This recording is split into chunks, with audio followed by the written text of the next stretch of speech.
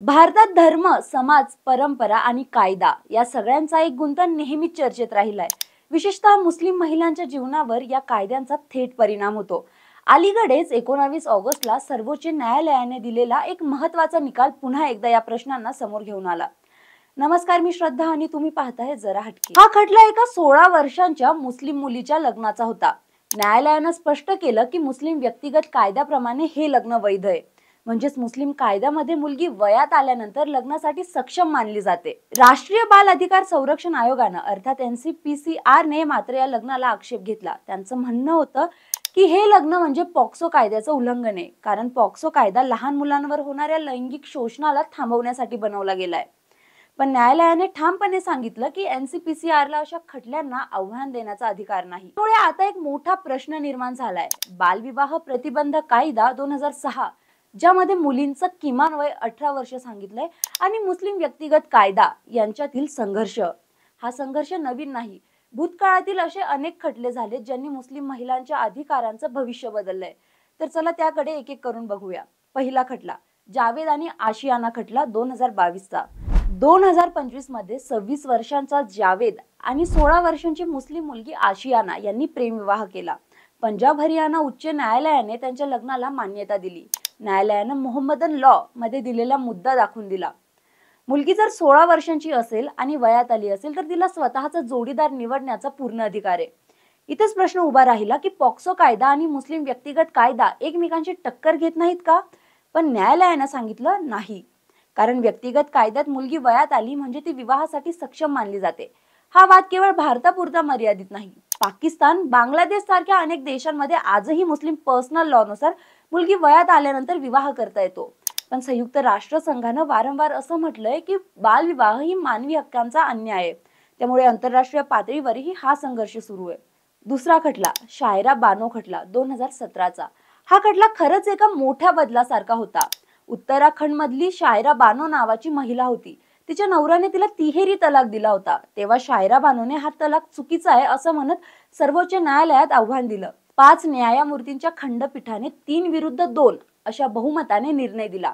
तिहेरी तलाक घटनेविरोधी आहे। म्हणजे 3 शब्द बोलून एका महिलेला घराबाहेर काढणं, तिचं आयुष्य उद्ध्वस्त करणं आता शक्य नाही। 2019 मध्ये संसदेने यावरती कायदा केला, मुस्लिम महिला अधिनियमन। त्यानुसार तिहेरी तलाक हा गुन्हा ठरला। तिहेरी तलाकाची प्रथा शेकडो वर्षांपासून चालत होती। अनेकदा महिला अचानक बेघर होत होत्या, मुलं आईविना राहत होते। उदाहरण सांगायचं झालं तर बिहारमधील एका प्रकरणात एका महिलेला नवऱ्याने फोनवरून तलाक तलाक तलाक म्हटल्यावर ती थेट रस्त्यावर आली आणि तिचं संपूर्ण आयुष्य उद्ध्वस्त झालं। अशा हजारो कथा समाजात घडत होत्या। कुठे मुलींचं शिक्षण अर्धवट थांबत होतं, तर कुठे आई मुलांचं जगणं धोक्यात येत होतं। शायरा बानो खटल्यानं या अन्यायाला पूर्णविराम दिला आणि महिलांना न्याय मिळवून दिला। मुंबईतील प्रसिद्ध हाजी अली दर्ग्यात 2011 पासून महिलांना गाभाऱ्यात प्रवेश नव्हता। ट्रस्टचं म्हणणं होतं की हा धार्मिक नियम आहे, पण महिला कार्यकर्त्यांनी न्यायालयात धाव घेतली। उच्च न्यायालयाने निर्णय दिला की धार्मिक स्वातंत्र्याच्या नावाखाली भेदभाव चालणार नाही। सर्वोच्च न्यायालयानेही हा निकाल कायम ठेवला। हा निर्णय फक्त हाजी अली पुरता नव्हता, तर महाराष्ट्रातील शनी शिंगणापूर आणि केरळमधील शबरीमाला मंदिरात महिलांच्या प्रवेशासाठी झालेल्या लढायांना याने दिशा मिळाली। या निर्णयामुळे महिलांना धार्मिक स्थळांवर समान अधिकार मिळण्याचा मार्ग मोकळा झाला। चौथा खटला शहाबानो खटला 1985 चा। हा खटला आजही लोक विसरले नाहीत। इंदोरच्या शहाबानो यांनी 62व्या वर्षी न्यायालयाची पायरी चढली। पतींना तलाक दिल्यानंतर त्यांनी पोटगी मागितली। CRPC कलम 125 प्रमाणे सर्व धर्मातील स्त्रियांना पोटगी मिळावी असं न्यायालयाने सांगितलं आणि शहाबानो यांच्या बाजूने निकाल दिला। तिहेरी तलाकाविरुद्ध सर्वोच्च न्यायालयाने दिलेला निकाल काही लोकांना मान्य नव्हता। मुस्लिम समाजातील अनेक जण म्हणाले की हे आमच्या शरीयत कायद्यातील हस्तक्षेप आहे। त्यांच्या दबावामुळे राजीव गांधींच्या सरकारने 1986 मध्ये मुस्लिम महिला कायदा केला आणि न्यायालयाचा निर्णय रद्द केला। या घटनेने देशभरात वादळ उठवलं। संसदेत तेव्हा मोठा गदारोळ झाला। एका बाजूला महिला हक्क आणि दुसऱ्या बाजूला धार्मिक परंपरा, या दोन्हीत संघर्ष पेटला। शहाबानो प्रकरणाला भारताच्या धर्मनिरपेक्षतेच्या कसोटीचा क्षण असं म्हटलं जातं। पाचवा खटला डॅनियल लतिफी खटला 2001 चा। शहाबानो प्रकरणानंतर जे कायदे झाले त्यावरती वकील डॅनियल लतिफी यांनी याचिका दाखल केली। सर्वोच्च न्यायालयाने कायदा मान्य केला, पण त्याचा अर्थ वेगळा लावला।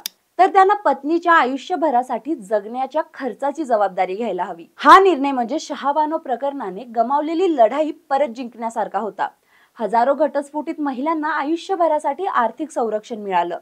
या सगळ्या खटल्यातून एक गोष्ट स्पष्ट होते की मुस्लिम व्यक्तिगत कायदा आणि भारतीय राज्यघटना यांचा संघर्ष अजूनही सुरू आहे. काही वेळा न्यायालय महिलांच्या बाजूने ठाम उभं राहिलं, तर काही वेळा समाजातील दबावाखाली कायदे बदलले गेले.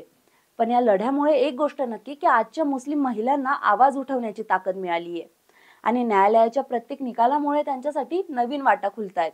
या लॉ बद्दल तुमचं मत काय ते कमेंट्स मध्ये नक्की सांगा आणि अशाच माहितीसाठी चॅनलला सबस्क्राईब करा.